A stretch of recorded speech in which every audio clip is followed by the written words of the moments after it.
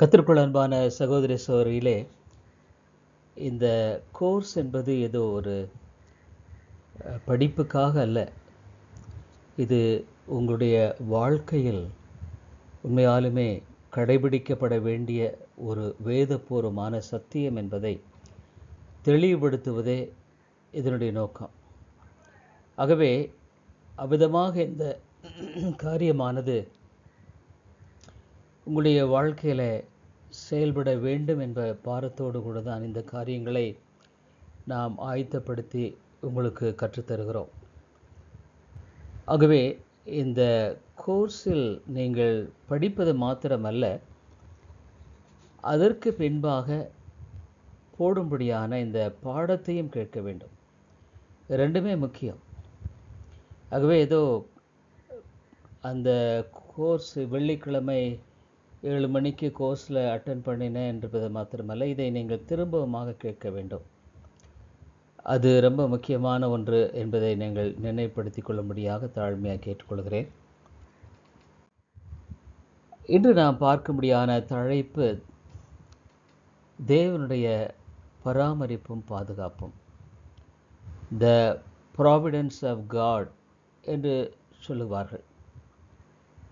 இந்த தலைப்பை குறித்து நாம் சிந்திக்கும் பொழுது தேவனின் சர்வ ஏகாதிபத்தியத்தை ஏறக்குறைய ஒரு குறிப்பிட்ட திசையில் விளக்கப்படுத்தும்படியான ஒரு பகுதி, அதோடு இணைந்த ஒன்றுதான். இதை தனியாக நாம் பிரிக்க முடியாது. ஆகவே இந்த காரியத்தை குறித்த சில காரியங்களை நடைமுறைக்கு எதுவாக நாம் பார்க்கும்படியாக இருக்கிறோம். தேவனுடைய பராமரிப்பும் பாதுகாப்பும் என்றால் என்ன? இது நாம் சரியாக அறிந்து கொள்வது மிக முக்கியமானதாக இருக்கு.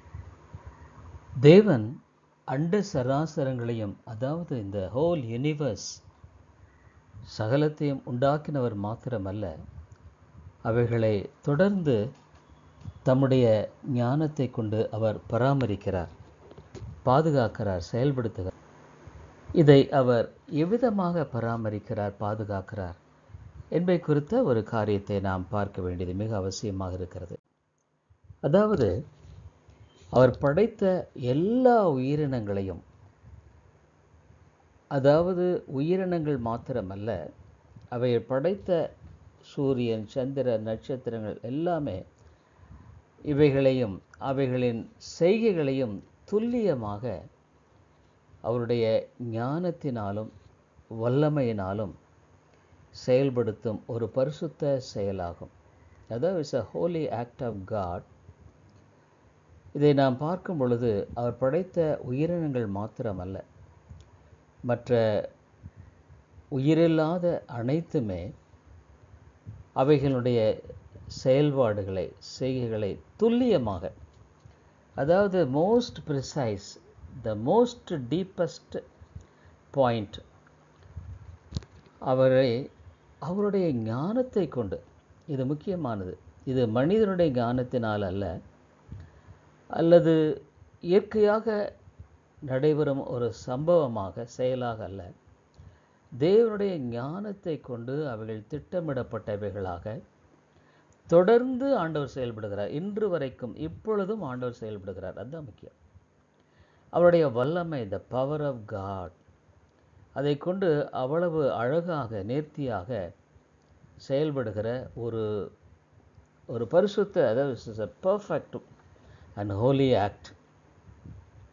இதில் தேவன் முழுமையாக செயல்படுகிறவராக, இது மனிதனுடைய விளங்குதலுக்கு அப்பாற்பட்டது என்று சொல்லக்கூடும்.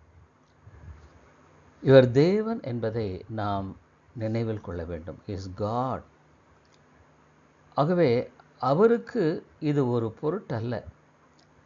அவருக்கு இது செய்வதென்பது மிக கடினப்பட்டு, கஷ்டப்பட்டு, இவைகளெல்லாம் திட்டமிட்டு செயல்படும்படியாக ஒரு காரியமாக எண்ணக்கூடாது. நம்ம அப்படி இல்லை. நம்ம ஒரு சிறிய காரியமாக இருந்தாலும் எவ்வளோ திட்டமிட்டு அதுக்கு ரொம்ப போராடி கஷ்டப்பட்டு செயல்படும்படியான விதமான காரியங்களையெல்லாம் நாம் பார்க்கிறோம். ஆனால் தேவன், அவர் சாதாரணமாக செய்யக்கூடியவர். அவருடைய வல்லமை, ஞானம் இதில் விளங்குகிறது.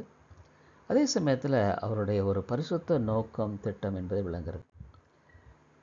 அதாவது பரலோகத்திலும் சரி, பூலோகத்திலும் சரி, சேராபீம் முதல், அதாவது தேவ தூதர்களுடைய செயல்பாடு, அவர்களுடைய காரியங்கள் எல்லாமே காட் ஆர்டைன். பரலோகத்திலும் கூட ஆண்டவர் தம்முடைய திட்டத்தை கிரமமாக செயல்படுத்துகிறார். நித்தியமாக அவர் திட்டம் உட்பட்டது. பரலோகம் என்பது நித்தியமாக இருக்கக்கூடிய ஒரு காரியம். அதற்கு நோ எண்ட் அட் ஆல். ஆனால் அந்த முடிவில்லாத பரலோகத்தில் சேராபீம் எல்லாம் அந்த தேவ தூதருடைய செயல், அதாவது ஒரு சிறிய, இந்த உலகத்தில் ஒரு சிறிய அணுன்னா ஆட்டம், த மோஸ்ட் சிம்பிளஸ்ட் ஃபார்ம். இதுதான். அதுக்கு அணுவு கீழே ஒரு சின்னதுங்கிறது கிடையாது. அந்த அணு வரை தேவனுடைய ஒருபோதும் தவறாத, இட் வில் நெவர் ஃபெயில். அதுதான் முக்கியமானதுங்க. ஒரு நாளும் தவறாது. இது ஒரு நாளும் இது தடைபட்டு போகாது. ஒரு நாளும் இது தள்ளி போகாது. ஒரு நாளும் இது முன்னையும் போகாது. ஆகவே ஒருபோதும் தவறாத வழிநடத்தலுக்கு உட்பட்டதாக இருக்கிறது. இதை நம்ம கிரகிக்கும் பொழுது அருமையானவர்களே, என்ன ஒரு ஞானம்! தேவனுடைய அந்த செயலில் அவர் செயல்படுகிற இந்த ஞானத்தை நாம் பார்க்கும் பொழுது மிகுந்த ஆச்சரியத்துக்குரியதாக இருக்கிறது.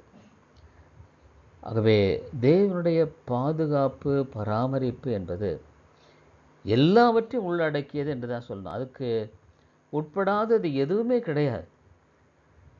எல்லாமே சகலமும் ஆண்டவருடைய அந்த திட்டத்துக்கும், ஞானத்துக்கும், வல்லமைக்கும், சித்தத்துக்கும் உட்பட்டதாகவே இருக்கிறது.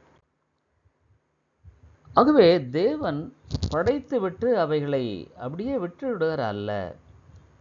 தேவன் ஏதோ படைச்சிட்டு சரி பரவாயில்ல, இதெல்லாம் நம்ம முடிச்சிட்டோம், இனிமேல் அதோடு கூட நமக்கு எந்த விதமான தொடர்பு இல்லை அப்படின்னு நினைக்கும்படியாக அல்ல. தேவன் அவைகளை தொடர்ந்து அதோடு உடன்பட்டு செயல்படுகிறார். மனிதனோடும் அவர் படைத்த சூரியன், இவளெல்லாம் கிரமமாக ஒவ்வொரு நாளும் நடத்தி வருகிறார். இல்லைன்னா அது செயல்படாதுங்க. எவ்வளவு அழகாக அவர் படைத்திருக்கிற, அடிக்கடி சொல்கிற இந்த சூரியன், சந்திரன், நட்சத்திரங்கள், பூமி ஏறக்குறைய அது தன்னைத்தானே 1000 மைல் வேகத்தில் தன்னைத்தானே சுற்றி கொண்டிருக்கிறது. ரொட்டேஷன் சொல்லுவாங்க. இந்த பூமி நம்ம உட்கார்ந்துருக்கு, ஆனால் இது சுற்றிட்டு இருக்கு. சூரியனை சுற்றி ஏறக்குறைய 10,000 கிலோமீட்டர் வேகத்தில் நகர்ந்து கொண்டிருக்கிறது. ரெவல்யூஷன் சொல்லுவாங்க. ஆகவே விதமாக இந்த காரியத்தை ஒவ்வொரு நாளும் காட் இஸ் ஆப்பரேட்டிங். ஒவ்வொரு நாள் காலையில் கிழக்கு திசையில் சூரியன் வருதுன்னா இட்ஸ் காட்ஸ் ஒர்க். அவர் செஞ்சிட்டு இருக்கார். இதை படைச்சார், ரைட்டு, அதை அப்படியே விட்டுட்டார்ல. ஆகவே அந்த படைப்போடு கூட அவர் எப்பொழுதுமே தொடர்புள்ளவராகத்தான் இருக்கிறார். எந்த விதமான மாற்று கருத்து என்பது கிடையாது. அதோடு கூட தொடர்பு கொண்டு தான் அவர் செயல்படுகிறார். தொடர்போடு கூட தான் அவர் இருந்து எல்லாவற்றையும் செயல்படுத்துகிறவராக இருக்கிறார். இது மிக முக்கியமான ஒரு காரியம். அப்போ தேவன் எங்கேயோ இருக்காரு இல்லைங்க. ஆண்டவர் இந்த உலகத்தில் ஒவ்வொரு சூரியனோடும், சந்திரனோடும், நட்சத்திரத்தோடும், மனிதனோடும் இது ரொம்ப முக்கியம். படைத்த ஒவ்வொரு மனிதனுடைய வாழ்க்கையிலும் அவர் ஓரளவு ரட்சிக்கப்பட்டவர்களாக இருக்கலாம், ரட்சிக்கப்படாத இருக்கலாம், பொதுவான கிருபையாக இருக்கலாம், சிறப்பான கிருபையாக இருக்கலாம். இப்படி எல்லாவற்றையும் தேவன் முழுக்க அதை ஆளுகை செய்கிறார், செயல்படுத்துகிறார். அதாவது தேவனுடைய பராமரிப்பு என்பது அவைகளுடைய அனைத்தின் மிகச்சிறிய அற்பமான செயல்பாடுகளையும் அடக்கியதாகத்தான் இருக்கிறது. இதில் சந்தேகமே இல்லைங்க. இந்த மோஸ்ட் லீஸ்ட் திங். என்னுடைய வாழ்க்கையினுடைய ஒவ்வொரு படைப்பினுடைய அனைத்தையுமே அவர் அவ்வளோ அழகாக, நேர்த்தியாக செயல்படுத்துகிறார். அவருடைய திட்டம் இல்லாமல், அவருடைய தீர்மானம் இல்லாமல் எதுவுமே மிகச்சிறிய காரியம் முதலாய் நடைபெறுவதில்லை. அதை அப்படி அழகாக திட்டமிட்டு அதை துல்லியமாக நடத்திட்டு வர்றார். இன்றும் இப்பொழுதும் நடத்தி வருகிறார். அதுதான் அதில் காரியம். அவர் தொடர்ந்து செயல்படுகிறார் என்பதை நாம் மறந்து விடக்கூடாது. என்னுடைய வாழ்க்கையில் தொடர்ந்து செயல்படுகிறார். சபையின் வாழ்க்கையில், சகோதரனுடைய வாழ்க்கையில், சகோதரியுடைய வாழ்க்கையில் கர்த்தர் தொடர்ந்து செயல்படுகிறார். அதாவது அவர் அறியாமல், அவர் திட்டமிடாமல் இந்த உலகத்தில் வண்டு சராசரி எதுவுமே நடைபெறதில்லை. அது தெரிஞ்சு அவரை வித்தவுட் இஸ் நாலேஜ், அவருக்கு தெரியாமல் எதுவுமே நடந்தது கிடையாது, நடக்கும் போதில்லை. Everything is known to God, everything is plan by God. எல்லாமே அவருடைய திட்டம், அவருடைய ஞானம், அவருடைய சித்தம் இதுக்கு உட்படுத்தினதாக தான் இருக்குதுங்க. இது தேவனுடைய வார்த்தை, இதை நம்ம விளங்கிக்கொள்ள. Is God's word. இதை நம்ம மறுக்க முடியாது. வானமும் பூமியும் ஒழிந்து போகலாம், தேவனுடைய வார்த்தை ஒரு நாளும் ஒழிந்து போவதில்லை. அது இயற்கையாகட்டும், மிருகங்களாகட்டும், அல்லது மனிதர்களாவதாகட்டும், அனைத்தும் அவருடைய ஆளுகையின் கீழ், பராமரிப்பின் கீழ் இருக்கிறது. இதை நம்ம மறந்துடக்கூடாது. No accident, nothing. ஆக்சிடென்ட்டுங்கிறதுல விபத்து, விதி, தெரியாமல் நடந்துருச்சு, தவறு நடந்துருச்சு, நத்திங், ஒன்றுமே இல்லைங்க. ஆகவே இந்த தேவன் எவ்வளவு பெரியவர், அவருடைய ஞானம் எவ்வளோ பெரியது, அவருடைய வல்லமை எவ்வளோ பெரியது. It's perfect work. அதை நம்ம ஒரு நாளும் மறந்துடக்கூடாதுங்க. அது இயற்கையாகட்டும், அதாவது அவருடைய படைப்பினுடைய தாவரமாகட்டும், அல்லது இயற்கைக்குரிய காரியங்கள், மிருகங்களாகட்டும், எல்லாமே மனிதர்களாவது அவருடைய ஆளுகையின் கீழ், பராமரிப்பின் கீழ் இருக்கிறது. Completely under his control and is sovereign, அவருடைய மேற்பார்வையில் தான் இருக்குது சர்வ. இது பொதுவானது. இப்போ நான் என்ன கொண்டு போகிறேன்னா, ஒவ்வொரு தனி மனிதனுக்கும் இது உட்பட்டதாக தான் இருக்குது. எவ்ரி மேன், மனிதன் ரொம்ப முக்கியமானவன் இல்லைங்களா? சூரியன், சந்திர, நட்சத்திரங்கள் எவ்வளோ பெரியவளாக இருந்தாலும் ஒரு மனிதனுடைய காரியத்தை நாம் யோசித்து பார்க்கும் பொழுது அது ஒரு விசேஷித்த விதமாக இருக்கிறது. அதுமாதிரி மிகுந்த ஒரு ஆச்சரியமான காரியம் என்னென்னா, ஆதாம் ஏவாள் ஏன் விழுந்து போனார்கள்? தேவர்களைப் போல ஆவியர்கள் சொன்ன உடனே அவங்களுக்கு ஆண்டவரை போல நம்ம ஆகிடலாம். பிசாசு அதே தான் விழுந்து காரணம் தேவனுக்கு மேலாக தன்னை உயர்த்தும்படியாக, தேவனைப் போல வடதுருவத்தில் இருக்கிற ஆராதனை கூட்டத்துக்கு அதிபதியாக அவன் மாற எண்ணினான். 2 பேர் இருக்கிற ஒரே பாவம் தான், தேவ தூதனுடைய பாவம். அது சரி, ஆதாமியனுடைய பாவம். ஆனால் தேவ தூதர்களை ஆண்டவர் மன்னிக்கலை, அவளை கீழே வீழ்த்திட்டார். தேவர் டீத்ரோன்ட். ஆனால் மனிதர்களை மன்னிக்கிறார். அவர்களோடு கூட அவர் தம்முடைய உன்னதமான நித்திய அன்பை வெளிப்படுத்துகிறார். ரொம்ப ஆச்சரியம். அவர் 2 பேரும் ஒரே பாவம் தான், பெருசாக வித்தியாசம் கிடையாது. ஆனால் தேவ தூதர்களுக்கு ஆண்டவர் மன்னிக்கலை, பாவிகளாகிய நமக்கு மன்னிப்பை கொடுத்தார். ஒவ்வொரு மனிதனுடைய வாழ்க்கையிலும் கூட இது உட்பட்டது தான். இப்போ பாருங்கள், இப்போ ஒரு மனுஷனை நீங்கள் பார்க்கும் பொழுது, நாம் பல தேசங்களில் பிறந்திருக்கிறோம், பல மொழிகள் பேசுகிறோம். இந்தியாவை எடுத்து அந்த ஒரு பரந்த நாட்டில் நாம் சவுத்து, நார்த்து, இப்படி ஈஸ்ட்டு, வெஸ்ட். ஆனால் ஆண்டவர் ஒரு மனிதன் எந்த நாட்டில் பிறக்கணும்? ஒருவேளை இந்தியாவிலா, அமெரிக்காவிலையா, ஆப்பிரிக்காவிலையா, அவன் எங்கே பிறக்கணும்? அவன் எப்போது பிறக்கணும்? What was the time of his birth? ஆண்டவர் சொல்கிறார், தாயின் வயிற்றில் கற்பம் உருவாகிறதுக்குமாகவே அரைஞ்சிருக்கான்ருக்காரு. அப்போது எந்த நாட்டில்ன்றது மட்டுமல்ல, எந்த time is also fixed of the Lord. எந்த சூழ்நிலையில் அவன் வாழ வேண்டும்? How should he grow in what atmosphere?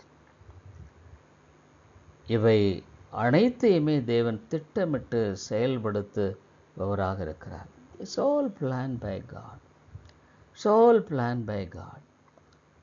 No, nothing அவருடைய திட்டத்துக்கும், அதிகாரத்துக்கும், ஆளுகைக்கும், பராமரிப்புக்கும் உட்படாதது எதுவுமே இல்லை.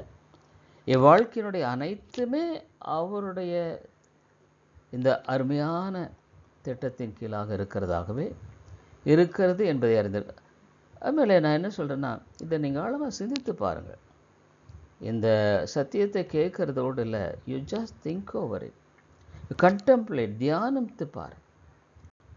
அப்போது இதனுடைய மகத்துவத்தையும் மேன்மையை நீங்கள் ரொம்ப அழகாக நீங்கள் அறிந்து கொள்ளுவீர்கள், நீங்கள் தெரிந்து கொள்வீர்கள், விளங்கிக் கொள்வீர்கள். பிறக்கும் நாள், இறக்கும் நாள், தேதி, நேரம், எந்த இடத்துல அவன் வெள்ளையாக பிறப்பதா, கருப்பாக பிறப்பதா, எவ்ரி டீட்டெயில் ஆகிய சகலத்தையும் அவர் தீர்மானத்தபடி செயல்படுத்த இருக்கிறார். அதாவது எதுவுமே இவ்வளவு நாங்கள் நம்ம விளக்கத்துக்குரியத ஒரு காரியத்தை கொண்டு வரோன்னா, there is nothing that is out of his sovereign control.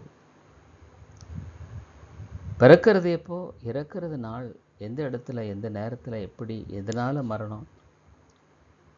நாம் பிறந்திருக்கிறோம், ஆனால் ஒரு நாள் மறிக்க வேண்டியது உண்டு. ஒருவேளை நான் வெள்ளையாக பிறக்கிறதா, கருப்பாக பிறக்கிறதா,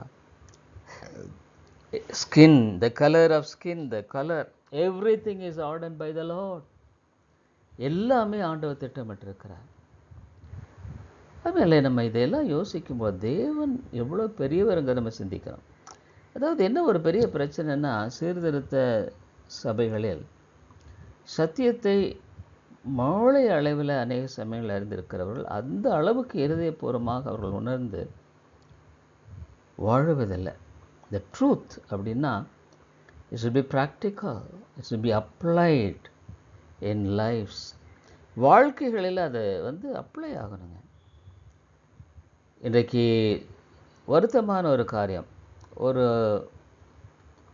யூடியூப்பில் ஒரு why reformed Baptist have bad reputation.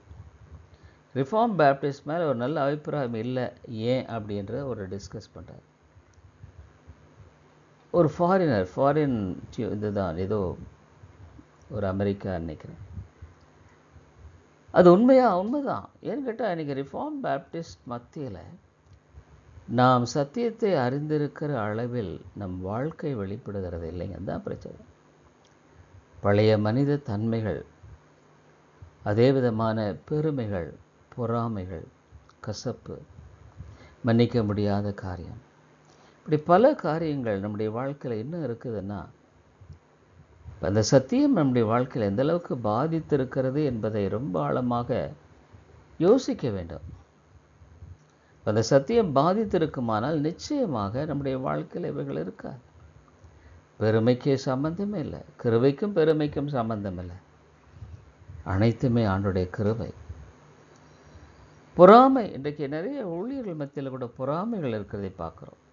இது தேவையா? இல்லை. இன்னொரு சகோதரன் கர்த்தரால் நல்லா உபயோகப்படுத்தப்பட்டா சந்தோஷம். ஏன்னு கேட்டால் ஆண்டவருடைய ராஜ்யத்துக்கு தானே இது. ஆத்துமாக்கள் ரட்சிக்கப்படும், அவருடைய ராஜ்யத்தில் ஆத்துமாக்கள் பிறக்கிறார்கள். அப்போ எனக்கு அது சந்தோஷம் இல்லையா? ஏன்னா ஆண்டவருடைய காரியத்தில் இது ஒரு பரலோகத்திலேயே மிகுந்த சந்தோஷம். ஒரு பாவி மனம் திரும்பும் பொழுது அப்போ நான் மட்டும் சந்தோஷமாக இருக்கக்கூடாதா? சந்தோஷமாக இருக்க முடியாதா? அதில் என்ன பொறாமை, என்ன தேவையாக இருக்குது? தேவையில்லையே. நான் என் தகப்பனுடைய ராஜ்யத்துக்கு மகிமையாக ஒரு காரியம் இன்னொரு சகோதரனால் அதுக்கு உபயோகப்படுத்தப்பட்டிருக்கான்னா நான் சந்தோஷப்படுறேன். I rejoice. இனிமேல் நம்முடைய வாழ்க்கையில் அந்த மாதிரியான ஒரு மனநிலை இல்லைன்னா, அப்போ இந்த சத்தியமானது நம்மை எந்த அளவுக்கு பாதித்து இருக்கிறது என்பதை நாம் யோசிக்க வேண்டியது அவசியமாக இருக்குது. இப்போ ஒரு மனுஷன் புத்திசாலியாய் பிறக்கிறதா அல்லது முட்டாளாக பிறக்கிறதா, அவன் இஸ் இன்டெலிஜென்ட் ஆர் ஒரு டல், அனைத்தையுமே தேவன் தீர்மானத்தபடி செயல்படுத்த இந்த லிஸ்ட்டில் நாங்கள் நிறைய கொண்டு போகலாங்க. You can tell so many things. நிறைய காரியங்களை சொல்லலாம். ஒரு சில குறிப்பிட்ட காரியங்களை நம்ம பார்த்துட்ருக்குறோம். அதுவே சிலர் நீங்கள் பார்த்தீங்கன்னா ஹைலி இன்டெலிஜென்ட், பிறப்புலேயே அவங்க பார்த்தீங்கன்னா ரொம்ப நல்ல ஜீனியஸாக இருக்கிறவங்களாம் இருக்காங்க. It's all God's gift to them. ஆண்டவர் அவர்களுக்கு கொடுத்துருக்கிற பொதுவான கிருபை அது. இன்னொரு சகோதரன் கொஞ்சம் படிக்கிறதுலையும் சரி, மற்ற சரி டல், கிரகிக்க முடியாது, படிக்கிறதெல்லாம் மறந்து போயிடுது. It's all God's will and plan. அவை ஆண்டவர் தான் தீர்மானித்திருக்கிறார். என்னுடைய கருத்தில் அல்ல, என்னுடைய நிலையில் அல்ல. இப்போ சிலரை ஆண்டவர் விசுவாசத்தின் மூலமாக ரட்சிப்புக்கென்று நியமித்திருக்கிறார்.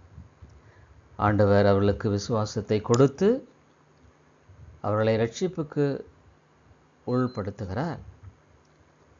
ரட்சிக்கிறார்னா அந்த விசுவாசத்தை கொடுத்து அதனுடைய வழிமுறைகள், த மீன்ஸ் பியூட்டிஃபுல்லாக அழைக்கிறார். அதுக்குரிய காலங்கள், நேரங்கள், சந்தர்ப்பங்கள், சூழ்நிலைகள், செய்திகள், இவை எல்லாவற்றையும் நியமித்து அந்த ரட்சிப்புக்குள்ளாக வழிநடத்துகிறார். லிதியாவின் இருதயத்தை ஆண்டவர் அழகாக திறக்கிறார். எத்தனையோ ஒரு பெண்கள் இருந்திருக்கலாம், but God open the heart of Lydia. ஏன் மற்றவங்க இருதயத்தையும் திறந்திருந்திருக்கலாமே ஆண்டவர், மற்றவர்களும் விசுவாசத்துக்குள்ளே வந்தார். இல்லை, அது இஸ் காட்ஸ் பிளான். அதுக்கு பின்பாக அவருடைய குடும்ப மக்கள் ஆண்டவருக்குள்ளே வருகிறார்கள், சபை உருவாகிறது. அதுமாதிரி இந்த காரியத்தில் நாம் யோசித்து பார்க்கும் பொழுது தேவன் ஆளுகை செய்கிறார், அழகாக திட்டமிட்டு செயல்படுத்துகிறார். இப்போ நீங்கள் மற்றவர்கள் பார்த்தீங்கன்னா அவிசுவாசம், ஒருவேளை சுவிசேஷத்தை கேட்கலாம், ஆனால் they don't have faith to be saved. அந்த விசுவாசம் அவர்களுக்குள்ள இல்லை. ரட்சிப்பை அடையாமல் விட்டுருக்கார். அவர் அவர்களை அப்படியே விட்டுட்டார். ஒரு சிலர் ஒரு பக்கம் இழுத்துக்கொள்கிறார். நீங்கள் என்னை தெரிந்து கொள்ளவில்லை, நான் உங்களை தெரிந்து கொண்டேன். பிதாவானவர் உன்னை இழுத்துக்கொள்ளாவிட்டால் அவனிடத்தில் வரமாட்டான், இயேசு தெளிவாக சொன்னார். ஒரு சிலர் அவரை இழுக்கிறார், மற்றவர்களை விட்டுடுறாரு. அவருடைய திட்டம் எது? ஏன் ஆண்டவரை ஒரு சிலரை மாத்திரம் இழுக்கிறேன், மற்றவர்களை விட்டு விடுவீர்? ஆண்டவரை நம்ம குற்றம் சாட்ட முடியுமா? முடியாது. இட்ஸ் ஹிஸ் ரைட், அவருடைய முழு உரிமை, அவருடைய திட்டம். அதுவும் கூட நீதியாக நியாயமாக தான் செய்கிறார். நமக்கு ஒருவேளை பார்க்கும் பொழுது ஒரு அநீதி மாதிரி தெரியுது, நித்தியத்தில் தான் அதனுடைய காரியத்தை நம்ம விளையும் கொள்வோம். அவர் நீதியாக தான் செய்கிறார், அநீதியாக செய்கிறதே கிடையாது. அவர் எது செய்தாலும் நீதியானது. அவர் நீதி உள்ளவர், நீதியானவர், எந்த விதமான மாற்றம் இல்லைங்க. ஒரு அற்பமான புல் 2 நாளில் காஞ்சி போயிடுது, அதையும் கூட அவர் தான் ஆளுகை செய்கிறார். புல் ஒரு பொருட்டா?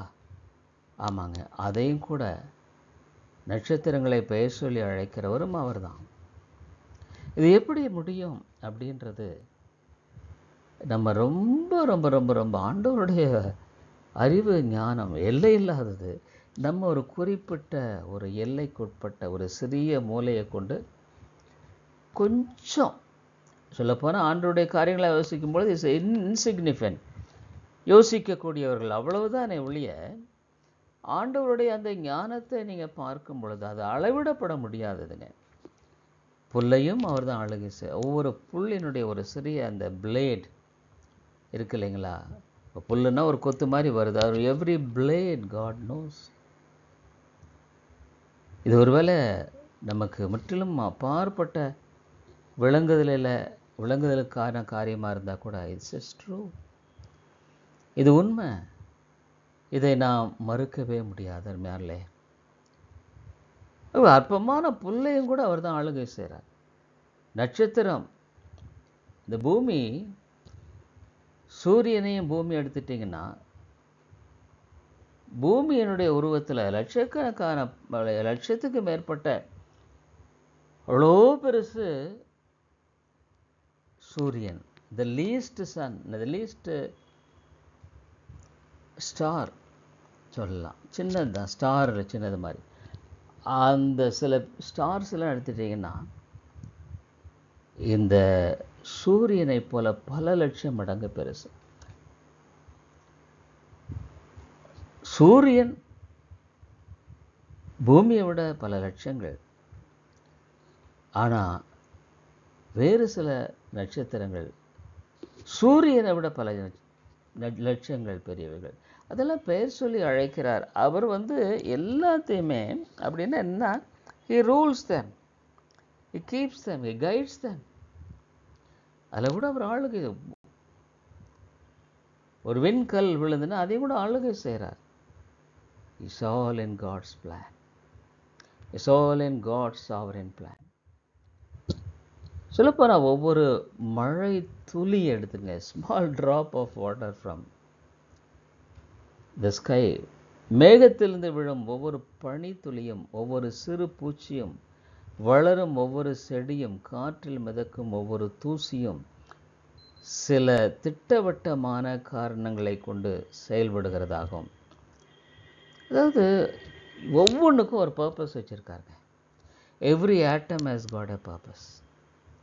ஒரு திட்டமிட்டு அதை செயல்படுத்துகிறதும் குறிப்பிட்ட விளைவுகளை ஏற்படுத்துகிறதாகவும் தேவன் அவைகளை ஆளுகை செய்கிறார். There's a plan and purpose for each and every atom. ஒரு மலை துளி எவ்வளோ பெருசு இருக்கு, மேத்து ஒரு பனி தூள் எவ்வளோ இருக்கும், ஒரு சிறு பூச்சி, ஒரு செடியன், அந்த பிளேட், அல்லது நீங்கள் காற்றில் பார்த்தீங்கன்னா பல தூசிகள் நம்ம கண்ணுக்கு முன்னால் பார்க்குறோம், தெரியாது, ஆனால் ஆல் ஃப்ளோட்டிங் டஸ்ட். இது எல்லாமே ஒரு திட்டமான காரணங்களோடு செயல்படுகிறதாகவும் அந்த விளைவுகளை ஏற்படுத்த, இது வந்து இட்ஸ் அப்சல்யூட்லி அமேசிங் இல்லைங்க. நம்ம யோசித்து கூட பார்க்க முடியாத அளவுக்கு ஆண்டவர் இவைகளை அழகாக நடத்தி வருகிறார் என்பதை பார்க்கும் பொழுது மிகுந்த ஆச்சரியமாக இருக்கிறது. ஒவ்வொரு மனித ஆத்மாவையும் அவரே ஆளுகை செய்கிறார்.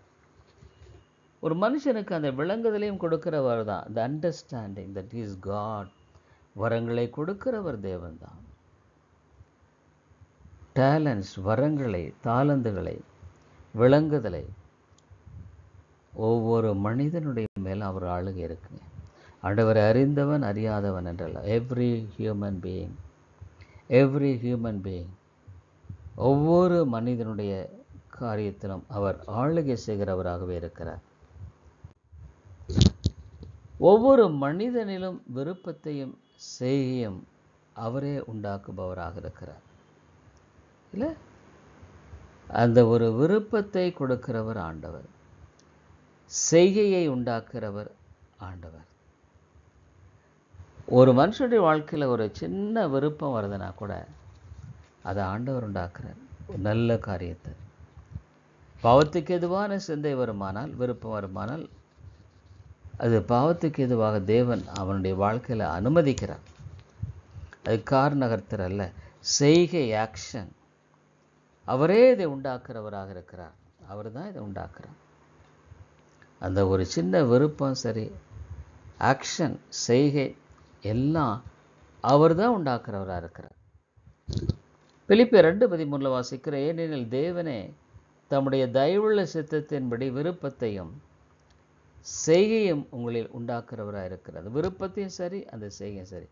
Even to will and to do his good pleasure. பாருங்கள், இது எவ்வளோ ஒரு வந்து பாருங்கள், இல்லை யோசிச்சு பாருங்கள். To will and to do his good pleasure, அவருடைய விருப்பத்தையும் செய்கையும் அவர் உண்டாக்குறவராக இருக்கிறார். ஆகவே நான் ஒருவேளை எண்ணினாலும் சிந்தித்தாலும் இது அவருடைய ஆளுகைக்கு உட்பட்டது தாங்க, அவருடைய திட்டத்துக்கு உட்பட்டது தான், அவருடைய சித்தத்துக்கு உட்பட்டது தான். ஆகவே இதில் எந்த விதமான மாற்று கருத்து என்பதே கிடையாது. ஒரு மனிதனில் அந்த விருப்பத்தையும் செய்கை உண்டாக்குறவர் தேவன் தான். It is God. தேவன் மட்டுமே அதை செய்கிறவராக இருக்கிறார். ஒவ்வொரு மனிதனுடைய இருதயம் அவர் கையில் இருக்கிறது. நீரோட்டம் திருப்பப்படுவது போல அவர் அதை திருப்புகிறார். எப்படி ஒரு நீரோடைய சாதாரணமாக திசையை ஒரு விவசாயி திருப்புகிறார், எ ஃபார்மர் இந்த வயலுக்கு அந்த வயலுக்கு என்று திருப்புகிறார். சாதாரணமாக அவர் அந்த இடத்துல திருப்புகிறார், அவரும் பெரிய கஷ்டப்பட்டார். ஆகவே ஒவ்வொரு மனிதனுடைய இருதயத்தையும் கூட ஆண்டவர் தான் திருப்புகிறார். either for good or bad. Bad என்னும் பொழுது அவர் அதற்கு காரணர் அல்லதை அனுமதிக்கிறார். நன்மையான காரியத்தை அவர் தாமே அவர் கையில் காணப்படுகிற ஒன்றாக அவர் அழகாக நேர்த்தியாக சகலத்தையும் செய்கிறார். ஒரு நீரோட்டத்தை திருப்புவதை போல இருதயத்தை அவர் திருப்புகிறார். ஒவ்வொரு மனிதனுடைய எண்ணமும் சிந்தனையும் தேவனின் ஆளுகையின் கீழ் இருக்கிறது. இது நம்ம ஒரு சின்ன எண்ணமாக இருக்கலாங்க, அது கூட ஆண்டவருடைய ஆளுகையின் கீழே தான் இருக்குது. It's in God's will and plan.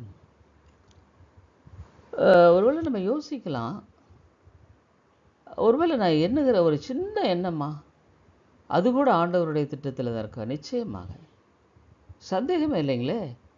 அது ஆண்டவருடைய திட்டத்தின் கீழாகத்தான் இருக்கிறது என்பதை வேதம் தெளிவாக சொல்லுகிறது. ஒரு சின்ன எண்ணம், நான் இதை செய்யணுமோ, அல்லது ஒரு குறித்த எண்ணம், அல்லது ஒரு திட்டமிடுகிறதோ, அல்லது ஒரு மேலே ஒருத்தருக்கு ஒரு நல்ல அன்பு செலுத்துகிற எண்ணமோ, அல்லது ஒரு கடினமான எண்ணமோ, எல்லாம் அவருடைய ஆளுகையின் கீழே இருக்கிறதுங்க. இதை நம்ம மாற்ற முடியாது. It is God's plan and will. அப்போ ஆண்டவருடைய சர்வ ஞானம் என்பது எவ்வளோ பெரிது என்பதை ரொம்ப ரொம்ப நம்ம யோசிக்கணுங்க. ரொம்ப அதிகமாக நம்ம யோசிக்கணும். இன்றைக்கி மனிதன் தெய்வ பயமற்ற ஒரு காலத்தில் வாழ்கிற ஒரு காலமாக இருக்கிறது. அப்போ இல்லை, ஒருவேளை எனக்கு எதிராக யாராலும் சிந்தித்தாலும் சரி, அவர் அறிஞ்சிருக்கார். He knows. ஒருவேளை எனக்கு ஏற்றபடி சிந்திக்கிற ஆல் ரைட், அதுவும் கூட அவருடைய சித்தம். அவருடைய திட்டம் இல்லாமல் எதுவுமே இல்லை, எதுவுமே நடைபெறவில்லையே. அவருடைய ஆளுகைக்கு உட்பட்டது தான் ஒவ்வொரு சின்ன எண்ணம், சிந்தனை கூட. அதாவது தேவன் நம்முடைய ஒவ்வொரு நினைவையும் அறிந்திருக்கிறார். 132வது சங்கீதம் 2வது வசனத்தில், என் நினைவுகளை தூரத்திலிருந்து அறிகிறீர். நினைவு எப்படி உள்ளே இருக்குது, ஒரு மனுஷனுக்கு உள்ளே இருக்குது. ஆனால் தூரத்திலிருந்து ஆண்டவர் என்னுடைய நினைவை அறிந்திருக்கிறார். அதனால் இவர் தேவன். இதை நாம் எப்போவுமே நம்முடைய மனசில் நிறுத்திக்கிற ஒரு கடவுள் இஸ் காட். அந்த ஒரு எண்ணம் நமக்குள்ள ஆழமாக பதியணுங்க. இன்றைக்கே மக்கள் மத்தியில் தெய்வ பயம் இல்லைன்னா அவர் காட். எத்தனையோ சமயங்கள் ஆண்டவர் அலட்சியப்படுத்துகிறாங்க. முதலாவது தேவனை வைக்கிறதில்ல. சபையில் கூட மக்கள் சபையை அலட்சியப்படுத்துகிறாங்க, ஆண்டவருடைய காரியங்களை புறக்கணிக்கிறாங்க. காரணம் தெய்வ பயம் இல்லை. Is God. அவருக்கு இப்போ நம்ம பண்ணிருக்கிற ஜீவன் பலன் எல்லாம் அவருடையதுங்கிறத நம்ம மறந்துடுறோம். அதுதான் பிரச்சனைங்க. ஒரு மனிதனை பற்றி அனைத்தையுமே தேவன் அறிந்திருக்கிறாருங்க. அதாவது அவர் அறியாதது எதுவுமே கிடையாது. அவன் சாப்பிட்ற சாப்பாடு, அவனுடைய வியாதி, அவனுடைய கஷ்டம், அவனுடைய துன்பம், அவனுடைய கடன், அவருடைய மன கஷ்டம், எல்லாத்தையுமே ஆண்டவர் அறிஞ்சிருக்காருங்க. இது எந்த விதமான மாற்றம் இல்லை. என் வாழ்க்கையில் ஏன் இப்படி ஏறிட்டது? நல்லா போகும் பொழுது இல்லை, கஷ்டங்கள் வரும் பொழுது. ஆனால் ஆண்டவர் அதை அறிந்திருக்கிறார். இந்த தேவன் நல்லவர். அவர் எனக்கு ஒரு நாளும் தீமை செய்கிறவர் அல்ல, அநீதி செய்ய மாட்டார். என்னால் எனக்கு புரியல ஏன் என்ன, ஆனால் ஆண்டவரை நான் துதிப்பேன். ஆண்டவரை எமக்கு ஸ்தோத்திரம். இது எனக்கு புரியல, ஆனால் உம்முடைய அனுமதி இல்லாமல் என்னுடைய வாழ்க்கையில் நேரிடலை. ஆகவே நான் உங்களை துதிக்கிறேன் ஆண்டவரே, உங்களை நான் ஸ்தோத்திரிக்கிறேன், உங்களை நான் போற்றுகிறேன். அதுதான் நான் சொல்ல முடியும். வேறு ஒன்றுமே நான் சொல்வதற்கு இல்லைங்க. இதை ஆண்டவர் அனுமதிச்சிருக்கார், தேவன் இதை செயல்படுத்தியிருக்கிறார். ஆகவே இந்த காரியத்தை நான் தெளிவாக திட்டமாக செய்ய வேண்டியது அவசியம். ஒரு மனிதனை குறித்த அனைத்தையுமே ஆண்டவர் அறிந்து, அவர் அறியாத ஒன்றுமே இல்லைங்க. அப்சல்யூட்லி. என்னுடைய தலையில் முடியெல்லாம் எண்ணப்பட்டிருக்கிறது, அவ்வளோதான். He knows, he has counted my hairs. கர்த்தாவே, நீர் என்னை ஆராய்ந்து அறிந்திருக்கிறேன். சாதாரணமாக ஆண்டவர் நம்ம அறியல, ஆராய்ந்து பார்த்து அறிந்து, searched me and known me. ஆகவே தேவனுடைய அந்த சர்வ ஞானம் என்பது ஒரு அசாதாரணமான காரியம். தேவனுடைய வல்லமை இதெல்லாமே ஒரு அசாதாரணமான ஒரு காரியம் என்பதை நாம் நினைவுபடுத்திக் கொள்வது மிக அவசியம். must know that it is God, it is God, it is God. எப்போவுமே இது நமக்குள்ள ஆழமாக இருக்கணுங்க. காட், அவர் தேவன்கிற அந்த காரியம் இல்லாததுனால தாங்க மனுஷன் துணிகரமாகவே, விசுவாசிகள் என்று சொல்லப்படுகிறவர்கள் கூட நீங்கள் பார்த்தீங்கன்னா துணிகரமாகவே செயல்படுறாங்க. காரணம், அவர் கடவுளுங்கிற அவங்க மனசில் இல்லைங்க. ஓப்பனாகவே சொல்கிறேன், உங்களுடைய வாழ்க்கையில் அவர் கடவுள், இஸ் காட். ஐயோ, தேவனை என் கண்கள் கண்டதே, அவர் தேவனாயிற்றே, என் உட்கார்தலையும் எழுந்திருக்கலையும் இருந்திருக்கு. 131:9. அதாங்க my down sitting and uprising. வேறு என்னங்க? நான் எனக்கு எத்தனை முறை உட்கார்ந்தேன், எத்தனை முறை எந்திரிச்சேன் எனக்கு தெரியாதா? நான் ஆண்டவர் அறிந்திருக்கிறேன். He knows my down sitting and uprising. என்னுடைய உட்கார்தலையும் என் எழுந்திருக்குதலையும் அவர் அறிந்திருக்கிறார். இதெல்லாம் தான் அந்த ப்ராவிடன்ஸ், தேவனுடைய அந்த பாதுகாப்பு, பராமரிப்பு என்பது எல்லாவற்றையும் உள்ளடக்கியதுங்கிறத ஒரு தெளிவுபடுத்த வேண்டும் என்றனால தான் இந்த சத்தியத்தை எல்லாம் நம்ம யோசிக்கிறோம், சிந்திக்கிறோங்க. இதை நீங்கள் தயவு செய்து அறிந்து கொள்ள வேண்டும். இதை நீங்கள் தயவு செய்து விளங்கிக் கொள்வது மிக அவசியம். இது தேவை. இதை நாம் விளங்கிக் கொள்வோமானால் மிக மிக பிரயோஜனமாக இருக்கும். அதாவது, என் நாவில் சொல் பிரபாதத்திற்கு முன்னே கர்த்தாவே அதையெல்லாம் இருந்திருக்கு.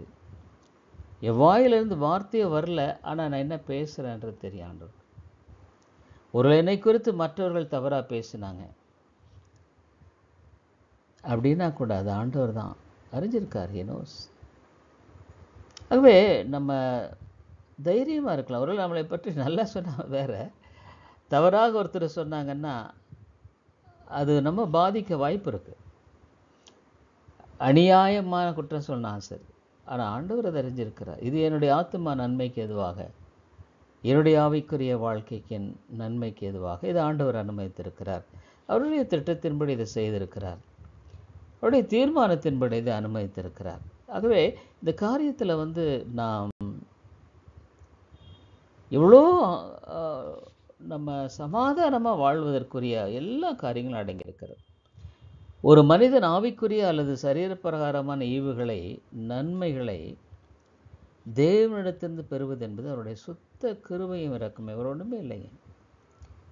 நான் காலையில் காஃபி குடிக்கும் போல் ஒவ்வொரு நாளும் இந்த எதிர்த்து அந்த காஃபி குடித்து ஆண்டவரை ஸ்தோத்திரம், இந்த நாளில் இந்த காஃபி குடிக்க எனக்கு உதவி செய்திருக்குது.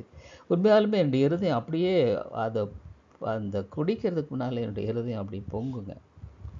ஆண்டவரே, இது உம்முடைய கிருபையப்பா, உடைய கிருபை, வேறொன்றும் இல்லை. நான் இதை சந்தோஷமாக இந்த நேரத்தில் நான் குடிக்கிறேன்னா, எத்தனையோ பேர் காஃபி குடிக்க முடியாதவங்க இருக்காங்க, இல்லாதவங்க இருக்காங்க, அல்லது இருக்கிறவங்களுக்கு வியாதியினால். ஆனால் இன்றைக்கி நான் ஒரு நல்ல இந்த காஃபியை ருசித்து குடிக்கிறேன்.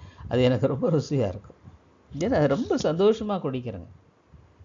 நான் அடிக்கடி நான் சொல்லியிருக்கேன், ஒரு சின்ன காஃபியை குடிக்கும்போது கூட நான் ஒவ்வொரு நாளும் அதை யோசிப்பேன். ஆகவே இது எல்லாமே ஆண்டவருடைய இரக்கம் என்பதை நாம் மறந்துடக்கூடாது. தேவனுடைய தெளிவான ஒரு திட்டம்ங்கிறத நாம் மறந்துடக்கூடாதுங்க. அதில் தப்பு செய்யக்கூடாது. அப்படி அவன் வரும்படியான அந்த வேளையில், அதாவது ஆபிரகாமுடைய வேலைக்காரன் எலியேசர் அங்கே வர்றார். ஆதியாகமம் 24வது அதிகாரத்தில் நாம் வாசிக்கிறோம். அவர் நீண்ட தூரம் வர்றார். கானான் தேசத்திலிருந்து இந்த மெசபதோமியா பூமி அண்டை வரும் பொழுது அங்கே அவர் ஜெபிக்கிறதை நாம் அறிஞ்சிருக்கிறோம்.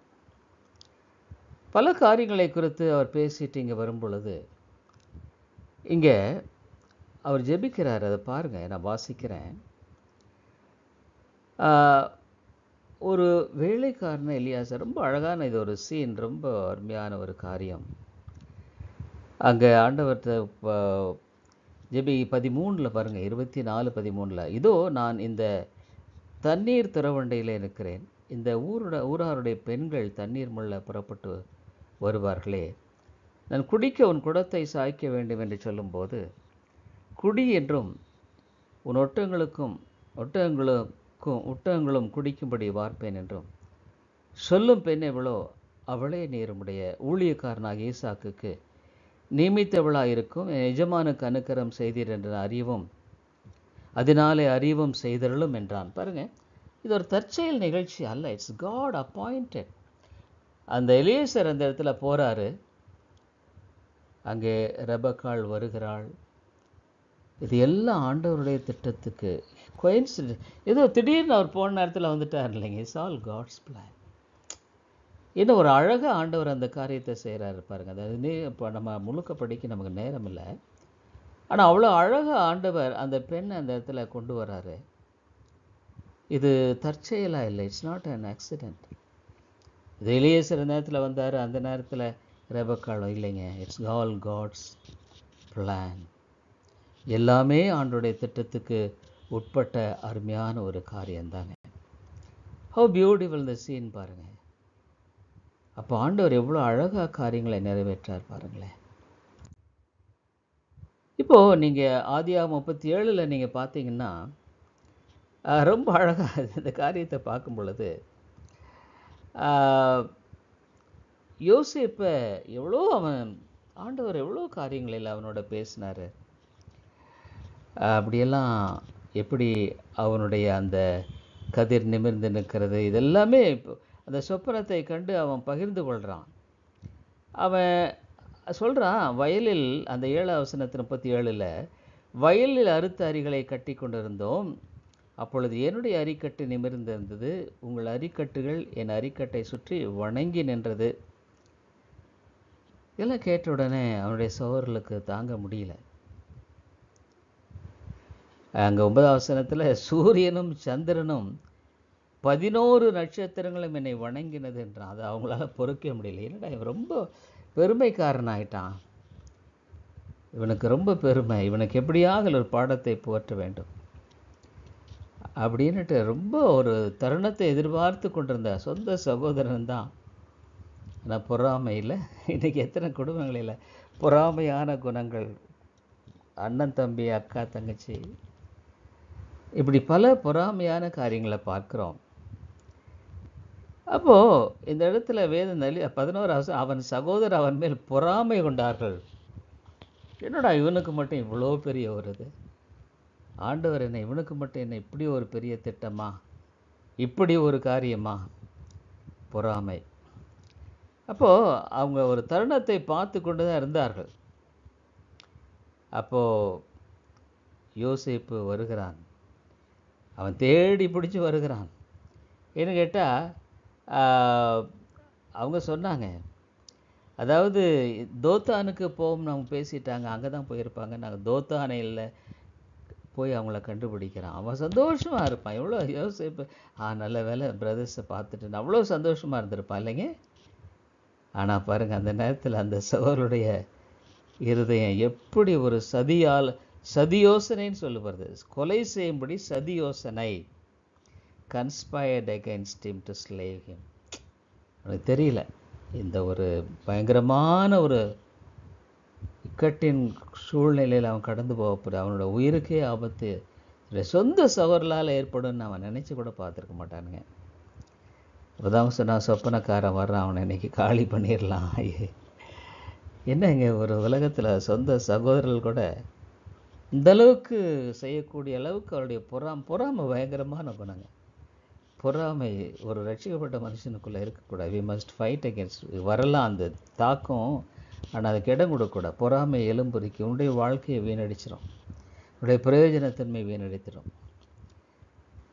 ஆகவே அவங்க திட்டமிட்டு அந்த நாளில், அதாவது அவனை குழியில் போட்டுடுறாங்க. அப்போ ஒரு சோதரன் சொல்கிறான், ஐயோ இந்த மாதிரி அவனை என்னப்பா இந்த மாதிரி அதை குறித்து அவன் வருந்துகிறான்.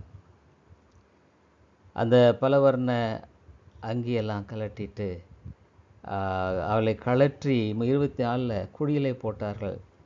அது தண்ணீர் இல்லாத வெறும் குழியாக இருந்தது. ரொம்ப கொஞ்சம் கொஞ்சமாக விட்டுருந்தா சாப்பாடு இல்லாமல் அவனுடைய மரணம் ஒரு வேதனையாக இருந்திருக்கு. தண்ணி இருந்தால் கூட மூழ்கி போய் இறந்துருக்கலாம் ஒரு வேளை. ஆனால் தண்ணீர் இல்லாத வெறும் குழியினால் அவன் ஒவ்வொரு அணுவணுவாக சாகணுங்க. ஒவ்வொரு நாளும் சாகணும். எத்தனை நாள் ஆகும் அவனுடைய மரணத்துக்கு? இஸ்மவேல் ஒரு பயங்கரமான ஒரு சூழலுக்குள்ளே வந்துட்டான் பாருங்க. தண்ணீர் இல்லை, குடிக்க தண்ணி இல்லை, சாப்பாடு இல்லை, எதுவுமே இல்லை. அந்த குழியில் அவன் அப்படியே ஒவ்வொரு நாளும் அணுவணுவாக சாகணுங்க. அப்போ தான் இஸ்மவேலை கண்ட பொழுது அவர்கள் அவனை விற்று விடுகிறார்கள், எகிப்துக்கு அழைத்து செல்லப்படுகிறான். இது எல்லாமே ஒருவேளை எதாச்சியாக நேரிட்டதா? இல்லைங்க, இது எல்லாமே அவனுடைய திட்டத்துக்கு உட்பட்டது தான். It's all God's plan. இது எல்லாமே கர்த்தருடைய சித்தத்துக்கும் திட்டத்துக்கும் உட்பட்டது தான். ஆகவே வாழ்க்கையில் எதுவுமே அவனுடைய சித்தம் இல்லாமல் நடைபெறுகிறது இல்லை. இப்போ பார்வோனின் குமாரத்தியை நீங்கள் எடுத்துட்டிங்கன்னா, யாத்திராமத்தில் நம்ம வாசிக்கிறோம்.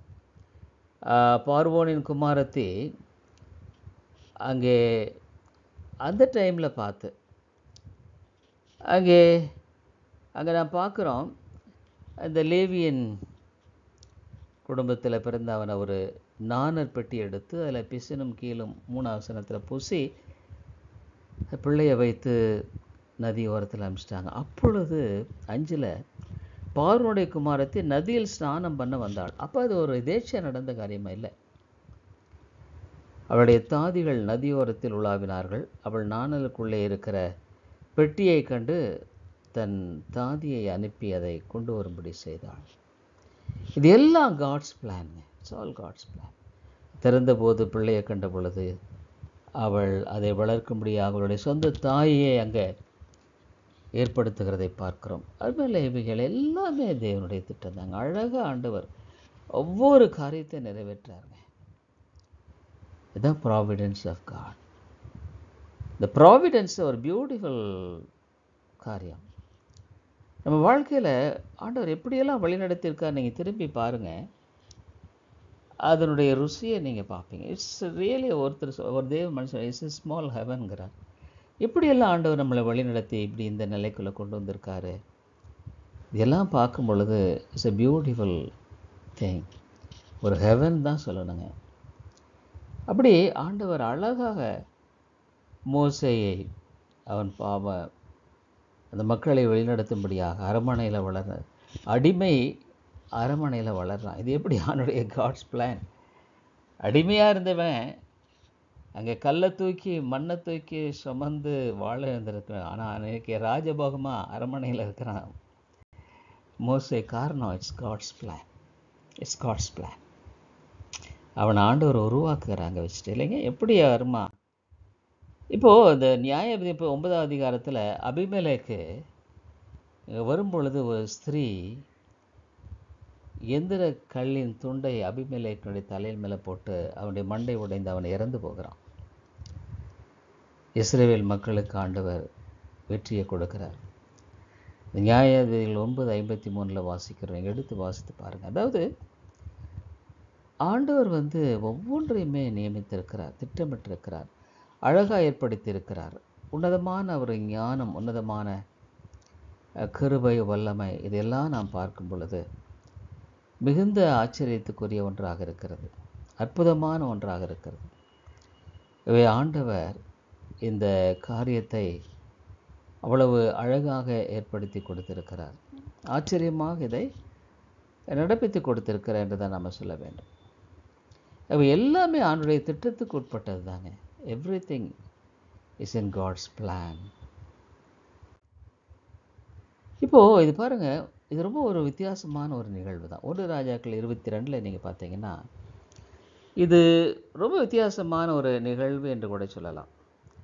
1 ராஜாக்கள் 22 இங்கே பார்த்தீங்கன்னா சீரியருக்கும் இஸ்ரவேலருக்கும் 3 வருஷம் யுத்தம் இல்லாது இருந்தது. அப்போது அந்த 2ஆம் வசனத்தை யூதாவின் ராஜாவாக யோசபாத் இஸ்ரவேலின் ராஜாவினிடத்தில் போகிறான்.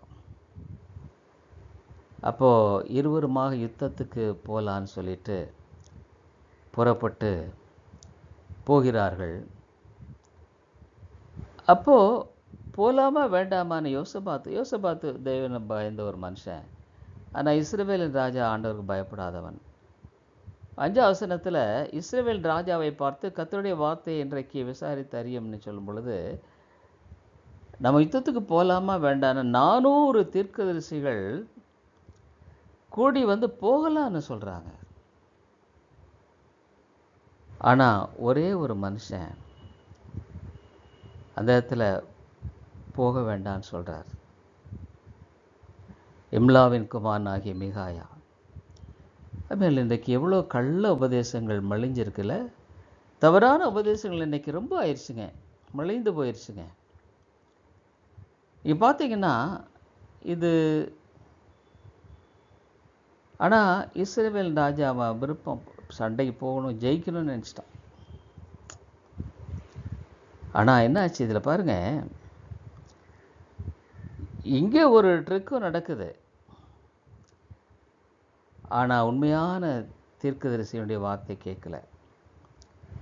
அவங்க என்ன பண்ணுறாங்கன்னா, இங்கே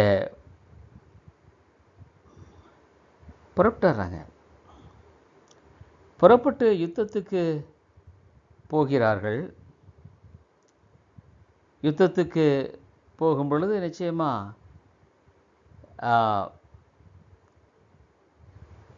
வெற்றி இருந்திருக்கும்னு நினைக்கிறான். பாருங்கள் 29. பின்பு இஸ்ரவேல் ராஜாவும் யூதாவின் ராஜாவும் ஆகிய யோசபாத் கீலேயாத்தில் ராமோத்துக்கு போனார்கள். இஸ்ரவேலின் ராஜா யோசபாத்தை நோக்கி, நான் வேஷம் மாறி யுத்தத்தில் பிரவேசிப்பேன், நீரே ராஜ வஸ்திரம் தரித்திரும் என்று சொல்லி இஸ்ரவேலின் ராஜா வேஷம் மாறி யுத்தத்தில் பிரவேசிக்கிறார். 2 பேரும் ட்ரெஸ்ஸை மாற்றிக்கிறாங்க. யோசபாத் ராஜாவுடைய, இவன் சாதாரண வேற மாடைய மாற்றிட்டுருக்கான். அப்போ நம்ம பார்க்குறோம், யுத்தம் பலமாக நடந்து கொண்டிருக்கும் பொழுது யோசபாத்தை கூடியெல்லாம் வந்துட்டாங்க. அவன் தான் ராஜான்னு 32. அதனால் ரதங்களின் தலைவர் யோசபாத்தை காண்கையில், இவன் தான் இஸ்ரவேல் ராஜா என்று சொல்லி யுத்தம் பண்ண அவனுக்கு நேராக சாய்ந்து வந்தார்கள். அப்பொழுது யோசபாத் கூக்குரலிட்டான், ஐயோ நான் ராஜா இல்லை, தப்பு செய்துட்டு அங்கே போய் கதறுகிறான். 33. இவன் இஸ்ரவேலின் ராஜா அல்ல என்று இதர ரதங்களின் தலைவர் கண்டு அவனை விட்டு போயிட்டாங்க. ஆனால் 34 பாருங்க, ஒருவன் நினையாமல் வில்லை நானேற்றி எய்தான், அது இஸ்ரவேலின் ராஜாவினுடைய கவசத்தின் சந்துகளுக்கு உட்பட்டது. செத்துட்டான், அவ்வளோதாங்க. இந்த கவசத்தில் ஒரு சின்ன ஹோல், அதில் போய் அம்பு உள்ள பாஞ்சிருச்சு. இல்லை, அவன் எங்கேயோ விட்டான், குறிபார்த்து வையல. அவன் நினையாமல் வில்லை நானேற்று எய்தான், அது இவன் ஏன் அந்த வில்லானது ஏன் அந்த இஸ்ரவேல் ராஜாவினுடைய இந்த கவசத்துக்கு நடுவில் இருக்கிற ஒரு சின்ன சந்தில் போய்பட்டு அவன் மறிக்கணும். It's all God's plan. இதுதான் ப்ராவிடன்ஸ். அதனாலே ஆண்டவர் ரொம்ப, நீங்கள் உண்மையாக ப்ராவிடன்ஸ்னால் உங்கள் வாழ்க்கையை நீங்கள் யோசிச்சு பாருங்கள். இது நாள் வரைக்கும் ஆண்டவர் வழிநடத்தி வந்த பாதைகளில் சில சமயங்களில் இழப்புகள் கூட இருக்கலாம். ஆனால் அது நன்மைக்கு எதுவாகத்தான்.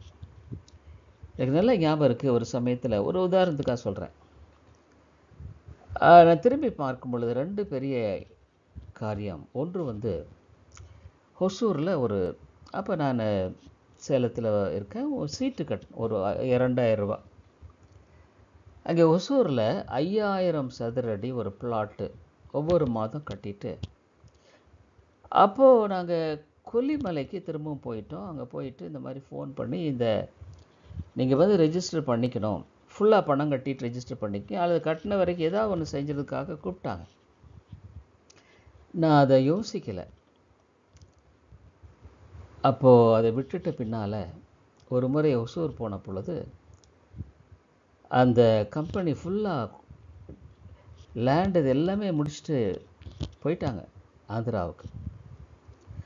இது எனக்கு அந்த சீட்டில் சேரும்படியாக ஒருவர் செய்திருந்த அந்த ஏஜென்ட் பார்த்து அவரும் இறந்துட்டார். இல்லை, பல கோடி அது போகணும். ஏன்னா 5000 சதுரடி ஹொசூரில் பைபாஸ் பக்கத்தில் பல கோடி, 2-3 கோடியாக போகும். ஆனால் அது முற்றிலுமே எனக்கு கிடைக்கல. இன்னொரு என்னுடைய மகனுடைய அந்த படிப்புக்காக ஒரு நிலம் ரொம்ப சீப்பாக, ஒரு சதுரடி 32 ரூபா, நான் 30 ரூபாய்க்கு வாங்கினேன். இப்போ அதெல்லாம் ஒரு சதுரடி எவ்வளோ, நான் 5000-4000 போயிட்டுருக்கு.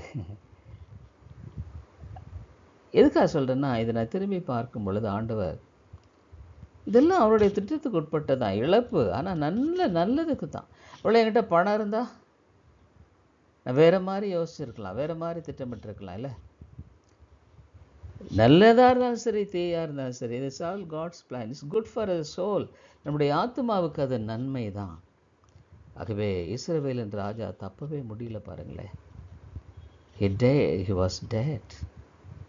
அதுமாதிரிலே ஆண்டவருடைய திட்டங்கிறது எல்லாத்தையும் உள்ளடக்கியது. ஆகவே நம்முடைய வாழ்க்கையிலும் ஒவ்வொரு வினாடியும் சரி, நிமிடம், எவரி செகண்ட் ஆர் மினிட் ஆண்டவருடைய ஆளுகையின் கீழே தான் இருக்குது. என்னுடைய சிந்தனை, எண்ணங்கள், தேவனுடைய சித்தம் இல்லாமல் மிகச்சிறிய காரியமும் நம்ம நடைபெறதில்லை. தெரிஞ்சுக்கணும். இது வெரி நடைபெறுகிறதே இல்லைங்க. எத்தனையோ காரியங்கள், சின்ன சம்பவங்கள் எவ்வளோ பெரிய ஒரு திருப்பத்துக்குள்ள நம்மளை வழிநடத்துகிறது. ஆனால் அவருடைய சித்தம் இல்லாமல் எதுவுமே நடைபெறுவதில்லை. அவருடைய திட்டம் இல்லாமல் எதுவுமே ஒரு சின்ன எவ்ரி செகண்ட் ஐ ஆம் அண்டர் காட்ஸ் சாவரின் ப்ரொடெக்ஷன். ஆண்டவர் என்னோட கூட இருக்கிறார், என்னை பாதுகாக்கிறார், பராமரிக்கிறார். கர்த்தரின் மெய்ப்பராக இருக்கிறார், நான் தாழ்ச்சி அடைய. ஆಮೇಲೆ தேவன் ஆளுகை செய்கிறார் என்ற இந்த காரியம், அவருடைய பராமரிப்பும் பாதுகாப்பும் என்பது மிகுந்த ஆச்சரியத்துக்குரிய ஒரு நல்ல பாடம். ஒரு நல்ல ஆவிக்குரிய மனுஷனுக்கு வாழ்க்கையில் ஆண்டவர் ஆளுகை செய்கிறார். அவர் நல்லவர், எனக்கு ஒரு நாள் தீமை செய்கிறவர் அல்ல. அவருடைய திட்டத்தின்படி தான் சகலமும் நடக்கிறது, அவருடைய யோசனையின்படி தான் சகலம் நடக்கிறது. ஆகவே எனக்கு அறியாமல் எதுவுமே நேரிடவில்லை. ஆகவே நான் அவருடைய திட்டத்தில், அவருடைய சித்தத்தில், அவருடைய நோக்கத்தில் தான் இருக்கிறேன். இதில் எந்த விதமான சந்தேகம் இல்லை. என்ன ஒரு அருமையான காரியம் இல்லைங்க. ப்ராவிடன்ஸ் ஆஃப் காட்ஸ், பியூட்டிஃபுல் ஒரு சத்தியங்க, அழகான சத்தியம். என் வாழ்க்கையிலலாம் ரொம்ப அது நான் யோசிப்பேன். இன்னைக்கு வரைக்குமே ஒவ்வொரு சிறிய காரியத்தில் ஆண்டவரோடு அழகாக நம்மளை வழி நடத்துகிறார். அதுமாதிரி சீர்திருத்த சத்தியம் என்பது மிக அழகான சத்தியம். இதான் வேதம் போதிக்கிற சத்தியம். ஒரு காலத்தில் ஆண்டவரை அறியாமல் ஒரு 17 வருஷம் ஒரு ஆர்மேனிய சபையில் இருந்தேன். பல போராட்டங்கள், தோல்விகளான இந்த சத்தியத்தையும் அறிவுகள் சத்தியங்களை விடுதலையாகும். ஆனால் ஒன்று, இந்த சத்தியம் நம்முடைய வாழ்க்கையில் மூளையில் இருக்கக்கூடாது. நிறைய பிரச்சனை என்னென்னா நிறைய பேர் மூளையில் தான் இருக்குது.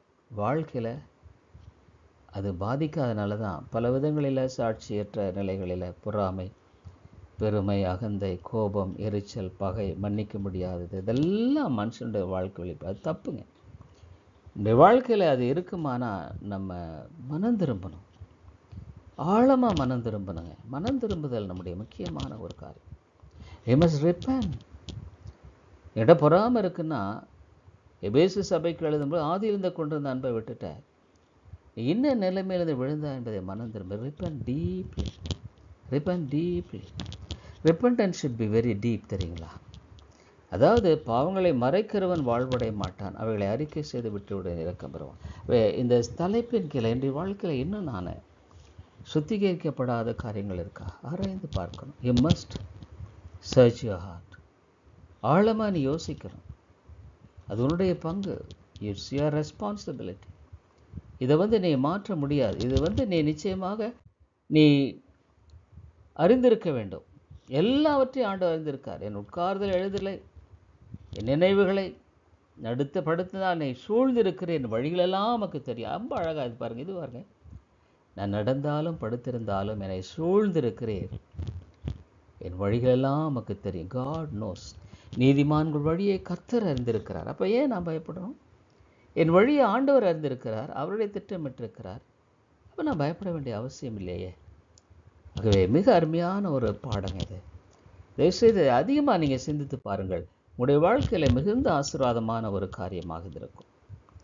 இந்த ப்ராவிடன்ஸ் ஆஃப் காட்ங்கிறது ஒரு பியூட்டிஃபுல், உண்மையிலே நமக்கு மிக ஆறுதலும் நம்பிக்கையும் கொடுக்கக்கூடிய ஒரு தலைப்பு. என் வழியை நீர் அறிந்திருக்கிறீர் ஆண்டவரே. நீர் அறியாமல் எதுவுமே நேரிடுறதல்ல, உடைய சித்தம் இல்லாமல் எதுவுமே என்னுடைய வாழ்க்கை நேரிடுறதில்லை.